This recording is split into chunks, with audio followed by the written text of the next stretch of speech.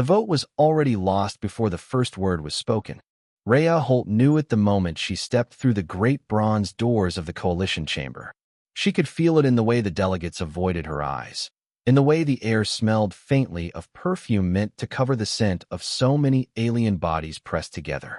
The chamber itself was shaped like a half-moon, with curved benches rising in tiers toward a domed ceiling painted with stars from 1,000 worlds. Earth was not on that ceiling. She had checked, once, years ago. She walked down the central aisle alone. No aides, no flag bearer, just a small woman in a plain gray uniform, her boots making soft sounds on the marble floor. Behind her, the doors closed with a heavy thud that echoed for too long. The defense minister was already at the podium. His name was Sovan, and he belonged to the Tellurian Empire, the oldest and proudest power in the coalition. He was tall, nearly twice her height, with smooth green scales and golden eyes that looked down at her like she was something small that had wandered into a place it did not belong. He waited until she sat in the petitioner's seat. Then he began. "Honored delegates," Sovan said, his voice rolling through the chamber like a slow tide. "We gather today to consider the application of the human species for full membership in our coalition. I will be brief, because the matter itself is brief." He turned slightly, and the great screen behind him lit up with images.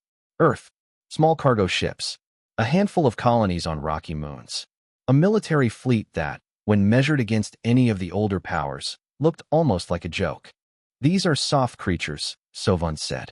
"They come from a green world with mild weather. They have had faster-than-light travel for 40 years. 40.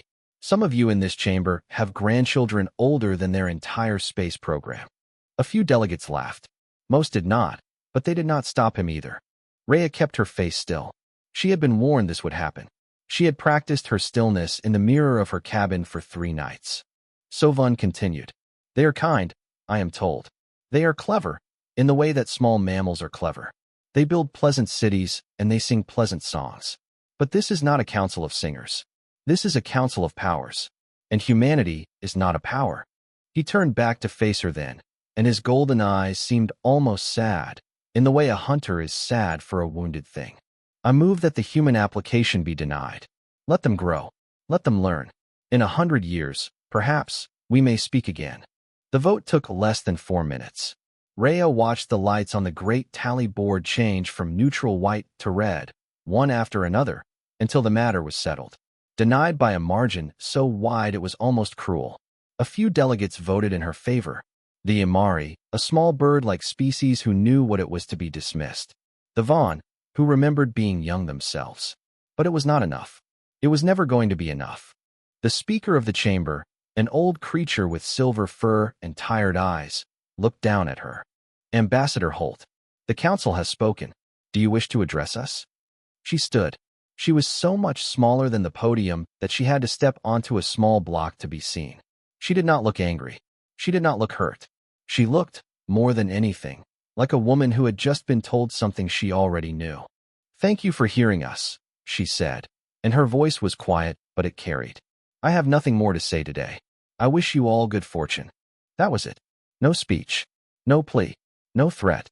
She stepped down from the block, turned, and walked back up the long aisle the way she had come. Her boots made the same soft sounds on the marble. The doors opened for her. She passed through. The doors closed. In the chamber, Sovan smiled to himself. He had expected tears, perhaps, or shouting. The quiet was almost disappointing. What none of them knew, what they could not have known, was that 3 weeks earlier a deep-range scanner buoy near the Hesh belt had caught something strange. A great dark shape moving fast through empty space. Then another. Then 10,000 more. The Coalition's own intelligence service had seen the same data. They had filed it under low priority. Swarm activity, they wrote. Likely a migration. Nothing to concern the Council with at this time. The Draven swarm was already coming. The Coalition simply had not believed it yet. Rhea walked across the wide plaza outside the chamber. The sun of the Council world was a pale yellow, smaller than Earth's sun, and the wind was cold. Her shuttle was waiting. Her pilot, a young man with a shaved head and a quiet manner, opened the hatch without a word. He did not ask how the vote had gone. He could see her face. She sat in the small passenger cabin as the shuttle lifted. Below her, The great chamber shrank into a pale dome among other pale domes. She took a thin tablet from her jacket and tapped a single short message. It went to a private channel that only Earth's Defense Command would read. The message was 4 words. They said no. Prepare anyway. She set the tablet down. She closed her eyes. The shuttle climbed into the dark. 3 months passed, and then the screaming began. It started in the deep listening posts along the outer rim, where bored technicians watched empty space for a living. One of them, a young Von officer named Tellus, was eating a cold meal when his board lit up red. He stopped chewing. He set the meal down. He leaned forward and stared at the screen, because what he was seeing could not be real. Ships, thousands of them, tens of thousands, pouring out of a fold in space like water from a broken dam. Tellus sent the alert. Then he sent it again, because the Central Command did not believe him the first time. By the time they finished arguing about whether the data was correct, the Draven swarm had already crossed 2 systems and burned 3 small mining colonies down to bare rock. The coalition reacted the way old powers always react. With pride. The Tellurian Empire moved first. Their grand first fleet, 200 warships polished to a mirror shine, formed up around the flagship Sovereign Crest.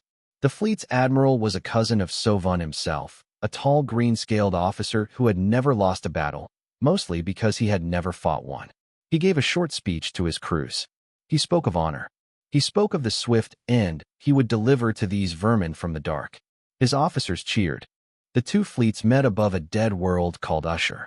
The Tellurian admiral ordered his classic attack pattern, the same one his grandfather had used to win 3 border wars. The pattern required the enemy to move in predictable lines. The Draven did not move in lines.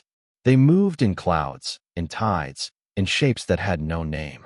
They flowed around the Tellurian formation, then through it, then over it. The Sovereign Crest broke apart in the 2nd hour. The Admiral's last message was not a command. It was a single word, spoken in a voice that did not sound like his own. Help. The casualty reports began to arrive at the council chamber that same evening. Sovon stood at the same podium where he had mocked humanity 3 months earlier. He held a thin tablet in one clawed hand. The chamber was full, every seat taken, every delegate silent. The lights were lower than usual, as if the chamber itself was in mourning. He read the names. He read them for 2 hours. The chamber sat without moving. Some delegates wept openly. Others stared at the floor. The Imari speaker, the small bird-like creature who had voted in humanity's favor, kept her eyes closed the entire time and did not open them once. When Sovon finished, his voice was hoarse. He set the tablet down. He looked smaller than he had 3 months ago, as if something inside him had been hollowed out. The Tellurian First Fleet is gone, he said. The Corlin Navy has retreated to defensive positions. The Von auxiliaries report 60,000 dead. The swarm has not slowed. They are moving toward the inner colonies. A delegate from a heavy world stood and asked the question that everyone was thinking. How long until they reach the core? Sovon was quiet for a long moment. 40 days, he said. Perhaps less. The chamber broke into noise then. Voices rising in panic, in anger, in fear. The speaker of the chamber struck her bell again and again, but the sound was lost. It took a full 10 minutes before order returned. It was during this chaos that a young aide entered through the side door, walking quickly. She carried a small tablet pressed against her chest. She climbed the steps to the podium and whispered something in Sovon's ear. He turned to look at her. He blinked. Say that again, he said. She said it again. Sovon turned slowly to face the chamber. He raised one hand, and the noise died. There is a report, he said, from the colony of Vestan 4. The Draven struck the system 6 hours ago. A delegate cried out softly. Vestan 4 was a farming world, peaceful, almost defenseless. 12,000 civilians. No fleet. No real defense. The colony's evacuation shuttles were caught in low orbit when the swarm arrived, Sovon said. A small human convoy was passing through the system at the time. 6 ships. Cargo class. Oh, he paused. He looked down at the tablet in his hand as if he did not quite believe it. The convoy engaged the swarm. They are still engaging. The colony is still broadcasting. The shuttles are still launching. The chamber was silent. A Corlin delegate stood. 6 cargo ships? Against a swarm front. Yes, Sovon said. How long ago did the engagement begin? Sovun checked the tablet again. 6 hours ago. The Corlin sat down very slowly. In the silence that followed, the Imari speaker finally opened her eyes. She looked at Sovun, and there was something in her face that was not quite hope, but was not quite despair either. It was something in between, something old and strange. Minister, she said softly, do you remember what you said about humans 3 months ago in this very chamber? Sovun did not answer. You said they were soft creatures from a green world, she said. You said they were clever in the way small mammals are clever. She paused. 6 cargo ships have held a swarm front for 6 hours, Minister. 6 hours longer than your grand first fleet. Sovun said nothing. He set the tablet down on the podium with a hand that trembled, just slightly. Outside the chamber, somewhere far above, the lights of the Council World's evening sky were beginning to come on, one by one. And on a small farming colony at the edge of known space, 6 battered ships were still fighting. Above Vestan 4, the sky was full of teeth. That was how Mira Sane described it later when people asked her. Not ships. Teeth. The Draven swarm came in long curving lines that opened and closed like jaws, and every line was made of 1,000 small fighters, and every fighter wanted to eat the world below. Mira was 19 years old. She had been a gunner on the Brightwater for 4 months. Before that, she had worked on a fish farm on the coast of Chile. Now she sat in a small bubble of glass at the bottom of the ship, with her hands inside 2 heavy gloves that controlled the forward laser arrays, and she was the only thing standing between a Draven fighter and a shuttle full of children. She fired. The fighter broke apart in a soft bloom of light. She fired again. Another one. Her gloves were slick with sweat inside. Hold the line, Mira, came Rhea's voice in her ear, calm as still water. You are doing fine. Above her, in the command bridge, Captain Rhea Holt watched 6 screens at once. The Brightwater was a converted or hauler, 3 decades old, with a hull patched in 7 places. She had no business being in a battle. Yet here she was, the lead ship of a 6-ship line that had been holding for 6 hours, and was, somehow, still holding. Rhea did not shout. She had never shouted in her life, as far as her crew could remember. She gave orders in a soft, even voice, the way a teacher might explain a lesson to a child who was already trying their best. Daro, she said, how are the lasers? In the engine deck, Daro Vin wiped grease from his hands with an old rag. He was 63 years old, with white hair and a face full of deep lines. He had spent 40 years on cargo ships before he ever held a weapon. 3 hours ago, he had rewired the ship's mining lasers, the kind used to cut, or from asteroids, into close-range battle weapons. They were not pretty. They were not clean. They worked. Lasers will hold another 2 hours, he said. After that, the coils start to crack. 2 hours is enough, Rhea said. She turned to her tactical screen. The pattern of the swarm was clear to her now, the way a pattern of weather might be clear to an old sailor. The Draven moved as a hive. They shared one mind across thousands of small ships, and that mind had been trained on coalition tactics. It expected lines. It expected formations. It expected pride. Rhea did not give it any of those things. All ships, she said into her calm, pattern heron. Now, the 6 human ships did something the swarm had never seen. They scattered, not in panic, not in retreat, but in a careful blooming pattern that put each ship at a strange angle to the others. The Draven mind paused, just for a half-second. It did not know what to do with ships that did not form a line. In that half-second, Mira Sane fired 31 shots and killed 31 fighters. Below them, on the surface of Vestan 4, the evacuation continued. The colony's transport master was a quiet woman who had lost her husband to a swarm raid years before. She loaded shuttles by hand, one family at a time, and she did not stop even when the sky above her flashed with explosions. Children were crying. Old men were carrying babies. A young farmer with a broken leg refused to leave his goats, and a soldier finally picked him up and carried him aboard like a sack of grain. Every shuttle that lifted off was guided by a human voice. The Brightwater's communications officer, a soft-spoken man named Eli, talked each pilot through the safest path up through the battle. He told them when to climb. He told them when to drift. He told them when to hide in the shadow of a bigger ship. He did not let his voice shake, not once, even when the screams of dying pilots came through on other channels. The 3rd hour passed. Then the fourth. The Brightwater took a hit on her port side and lost 2 crewmen. Rhea read their names into the ship's log herself, in the same calm voice she used for everything else. The 5th hour came. One of the 6 ships, the Greywater, finally broke. Her engines failed, and she drifted into the swarm and was gone in a flash of light. Her captain, an old friend of Rhea's named Halden, sent one last message. "Tell my daughter I was not afraid." He had been afraid. They both knew it. Rhea recorded the message anyway. 5 ships now. Then 4, when the Northwind lost her bridge.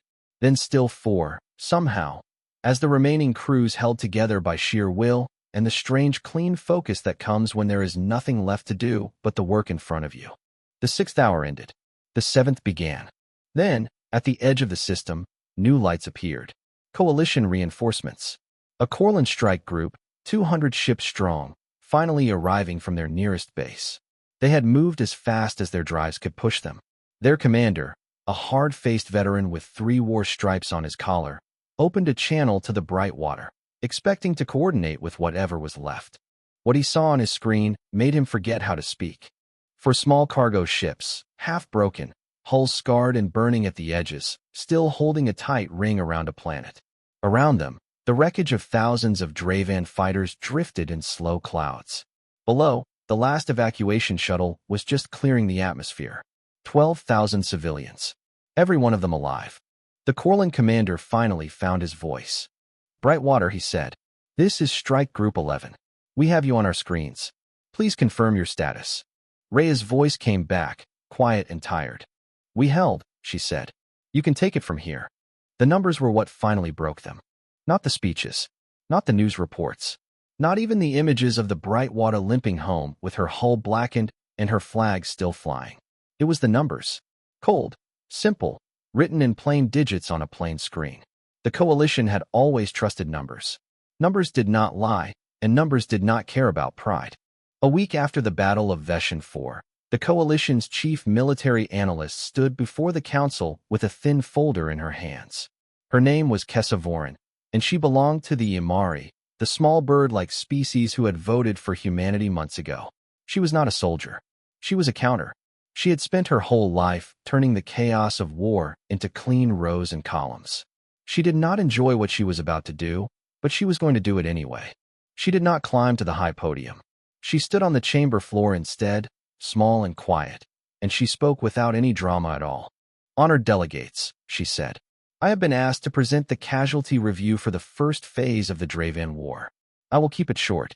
The chamber was full again. Sovun was there, in the front row, looking like a man who had not slept in many nights. He stared at the floor. "The Tellurian Empire lost 211,000 soldiers and crew," Kessa said. "The Corlin Federation lost 92,000. The Von Auxiliary Corps lost 61,000.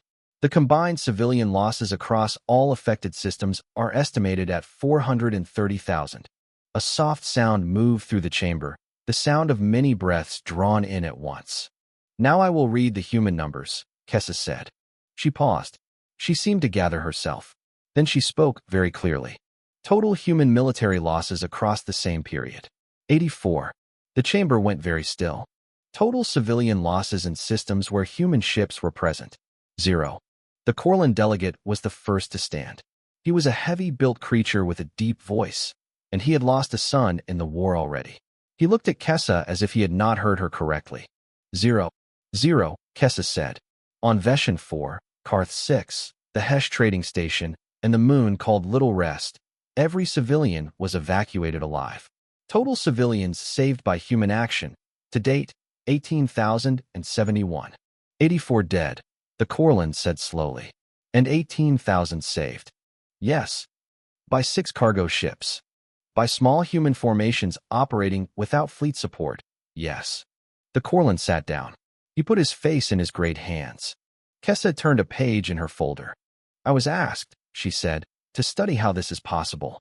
How a young species with old ships and small numbers can do what our grand fleets cannot. I have spent 2 weeks reviewing every recording, every log, every battle file. I will give you my honest answer." She set the folder down. "They do not fight the way we do. We were trained, all of us, by the old wars. We hold formation. We protect the flagship.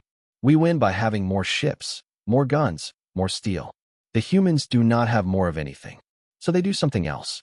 They share information across every ship in their formation in real time. Every gunner sees what every other gunner sees.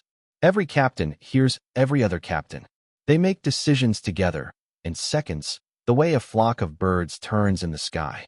She paused. And they do something else. Something I did not expect. She looked around the chamber. Her small eyes were bright. They protect their civilians first. Always first. Before their flagship. Before their formation. Before themselves. On Vestan 4, Captain Holt's own ship took damage that could have been avoided if she had pulled back. She did not pull back, because pulling back would have left a shuttle exposed. The shuttle had 30 children on it. She held the line. The Imari delegate, the one who had wept months ago, was weeping again now. We, Kessa said softly, have forgotten how to do this. We protect our admirals. We protect our flagships. We protect our reputations. The humans protect each other. That is why their numbers are what they are. Sovan finally looked up. His golden eyes were red around the edges. You are saying, he said, that the reason we are losing this war is not that they fight better. It is that they care more. Yes, Minister, Kessa said. That is what I am saying. Sovan was quiet for a long time. Then he stood, slowly, and walked from his seat to the chamber floor.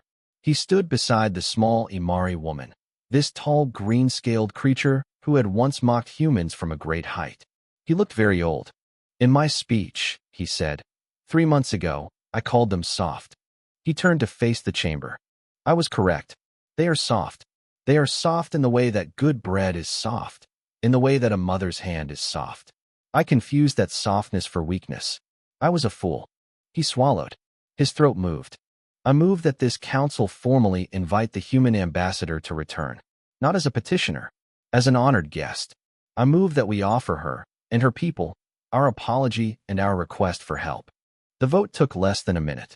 Every light on the great tally board turned green. Even the Tellurian seats. Especially the Tellurian seats. Outside the chamber, a quiet message was already being sent toward Earth. It would reach Rhea Holt within the day. The coalition was asking for her. This time, they would stand when she walked through the doors. She arrived in the same plain gray uniform. That was the first thing the delegates noticed. No medals had been added. No new rank. No escort of guards or aides. Rhea Holt walked through the bronze doors of the council chamber the same way she had walked through them 4 months ago, alone, her boots making the same soft sounds on the same marble floor. She had not changed. The chamber had. The chamber stood when she entered. It happened without any signal, without any announcement.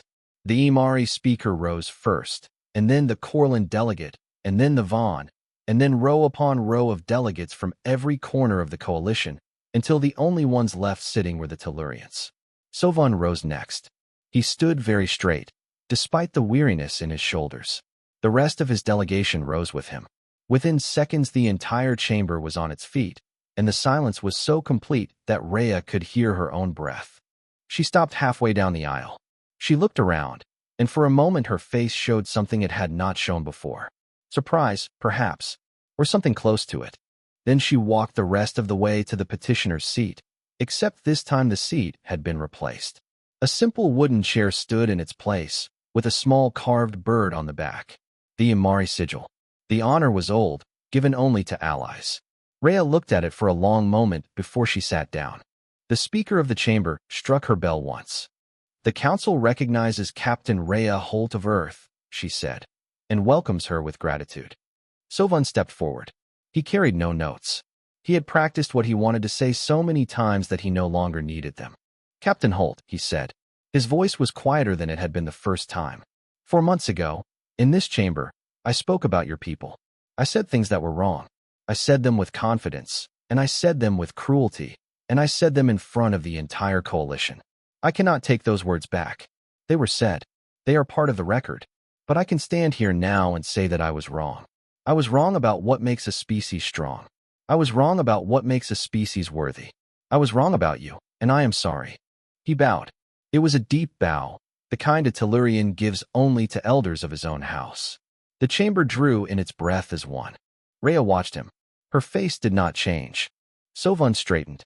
I am authorized by this council to offer humanity a formal place among us, not as a petitioner, as a member, with full voting rights, full representation, and the protection of every coalition fleet. We ask you to join us. We ask you to fight beside us. And we ask, with all the humility we have left, for your forgiveness." He stopped speaking. He waited. Rhea stood. She walked to the floor. She did not climb to the podium. She stood beside Sovan, this small woman beside this tall green-scaled creature, and she looked up at him without anger and without pride. "Minister," she said, "we did not come here today for a seat at your council." A whisper moved through the chamber. "We did not come for membership. We did not come for votes. And we did not come to ask for forgiveness from you, because there is nothing to forgive. You spoke as you saw. You see differently now. That is enough." Sovan blinked. Rhea turned to face the rest of the chamber. "My people will help," she said. "We will fight the Draven with you. We will defend your colonies, your trade routes, your shuttles full of children. We will do this not because you asked. We will do this because the people of Vestan 4 were innocent, and innocent people should never be left to die. That is the only reason we need." She paused. Her quiet voice carried easily in the silence. "We do not want a seat at this council. We do not want power over your worlds. We want only one thing: the right to defend any world that asks for our help. Not by your permission, by theirs. If a colony calls, we will come. If a station calls, we will come. We will not need to file papers. We will not need to wait for votes. We will just come." The Imari delegate, the small bird-like creature, was crying openly. She was not the only one. "That is our offer," Reyes said. "It is not a demand. You may accept it or refuse it. We will help either way. But we would prefer to help with your blessing rather than against your laws." She stopped speaking. The chamber was completely silent. Even the air seemed to be holding still. Sovan lowered his head. When he raised it again, his golden eyes were wet. "Captain Holt," he said, "on behalf of this council, on behalf of every world we have failed to protect, on behalf of every name I have read in this chamber for the past month, I accept. With gratitude, with shame, and with respect." The Imari speaker rose. "The council seconds the acceptance. Let it be entered into the record." The vote was called. It was not necessary to count it. Every light on the tally board was green within seconds. The Tellurian delegation voted first. Rhea bowed her head, just slightly. It was the closest thing to a smile that anyone in the chamber had ever seen on her face. "Thank you," she said softly. "We will not let you down." She turned. She walked back up the long aisle the way she had come. The chamber stayed standing. The doors opened. She passed through. The doors closed. Outside, on the great plaza, her young pilot was waiting again. He did not ask how it had gone. He could see her face. She climbed into the shuttle. She did not send a message to Earth this time. There was nothing left to say that her people did not already know. The shuttle climbed. The dark welcomed her.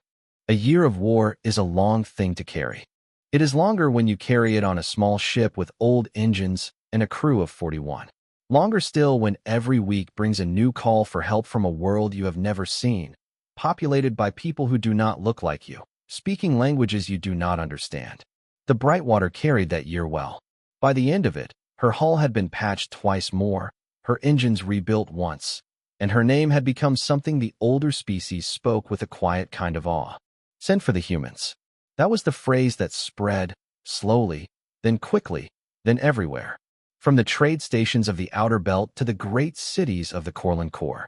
When the Draven struck a colony, the local commanders no longer waited for coalition fleets. They sent the call, and somewhere in the dark, a small battered ship would turn toward them. Sometimes it was the Brightwater. Sometimes it was one of her sisters, the dozen new human escort ships that had been built in Earth's quiet shipyards. They were never the largest ships in any battle. They were never the most beautiful. They were always the first to arrive, and they were always the last to leave. The war ended above a planet called Aran, in a system no one had ever heard of before that day. The Draven Queen ship was there, hidden in the shadow of a gas giant, surrounded by the last great mass of the swarm. The coalition's combined fleets, 16 powers strong, formed up in a great curving line that stretched for hundreds of kilometers. Tellurian dreadnoughts, Corlin strike groups, Von carriers, Imari scouts, and at the very front, in the place of greatest danger, 3 small human ships. The Brightwater in the center, scarred and proud. The lighthouse on her left. The Stillwater on her right. Rhea Holt gave no battle speech. She had never given one in her life. She simply opened the fleet channel and said, in her quiet voice, "We go in together. We come out together. Watch the civilians on the surface. There are 6,000 of them in the colony below." The battle lasted 11 hours. It was savage and it was costly. But when the Queen ship finally broke open in a long, slow bloom of light, it was the Brightwater's lasers that struck the killing blow. The swarm mine died with her. The remaining Draven ships scattered into the dark, no longer one creature, just frightened pieces. The Coalition cheered. The humans did not. They were too tired. 3 weeks later, the council chamber was full again. Every delegate was present. The chamber had been decorated for the occasion, with banners from every member world, including a new banner, plain white with a small green earth in the center. Rhea Holt walked through the bronze doors for what everyone assumed would be a speech of victory. She stood at the chamber floor. She held a thin tablet in her hands. The chamber waited. "I will not speak about victory today," she said. "I will not speak about pride.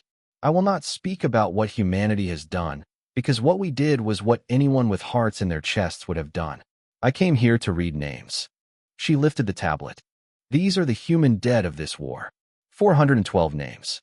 I will read them all. I would ask you to remain standing while I do." Every delegate stood. No one had asked them to. They simply stood. She read for nearly 2 hours. Each name spoken clearly. Each name allowed its own moment. Halden of the Greywater. Eli of the Brightwater Communications deck. The young engineer from Karth 6 who had stayed at her post until her ship broke apart around her. The medic from the lighthouse who had carried wounded Corlins on her back through fire. Mira Sane, who had died in her gunner's bubble on the last day of the war, 19 years old, with her hands still inside the gloves. When the human names ended, Rhea did not stop. "I am not finished," she said. "I will now read the names of every coalition soldier who fell beside humans in this war. Their families have allowed me this honor." She read for 7 more hours. Tellurians, Corlins, Vaughn, Imari, names from species so small no one in the chamber had ever met one. She read each name in its own language, having practiced for weeks. When her voice grew tired, she drank water and continued. The chamber stood the entire time. Not one delegate sat down. Not one left for food or rest. The Imari speaker was barefoot by the 3rd hour, her ceremonial sandals set neatly beside her chair, as her people did when honoring the dead. Rhea finished the last name as evening fell on the council world. She set the tablet down. She did not look up at the chamber. Sovun stepped forward. He walked slowly. He had aged 10 years in this one. He stopped a few paces from her and bowed. The same deep bow he had given her a year before. He spoke only one sentence, in a voice that was thin and old. "We dismissed them. We were wrong." Then he turned to the chamber and bowed to it as well, and sat down. Rhea looked up at last. Her quiet eyes moved across the rows of standing delegates. She did not smile. She nodded, once, very small. Then she turned and walked back up the long aisle, the same way she had walked it the first time, 12 months and 1 war ago. Her boots made the same soft sounds. The chamber stood as she passed. The Imari spoke first, then the Vaughn, then the Corlins. By the time she reached the bronze doors, the entire coalition was speaking the same word, not as a cheer, not as a chant, but as a soft and steady prayer. "Thank you, thank you, thank you." The doors opened. Rhea passed through. The doors closed. She walked into the dark, and humanity walked with her. A year of war is a long thing to carry. It is longer when you carry it on a small ship with old engines and a crew of 41. Longer still when every week brings a new call for help from a world you have never seen, populated by people who do not look like you, speaking languages you do not understand. The Brightwater carried that year well. By the end of it, her hull had been patched twice more, her engines rebuilt once, and her name had become something the older species spoke with a quiet kind of awe. "Send for the humans."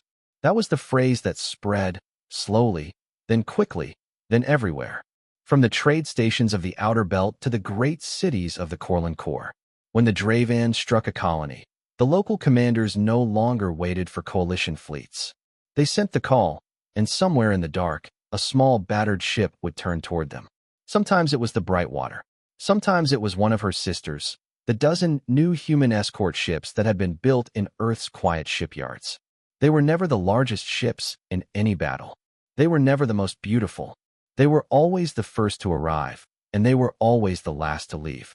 The war ended above a planet called Aran, in a system no one had ever heard of before that day. The Draven Queen ship was there, hidden in the shadow of a gas giant, surrounded by the last great mass of the swarm. The Coalition's combined fleets, 16 powers strong, formed up in a great curving line that stretched for hundreds of kilometers.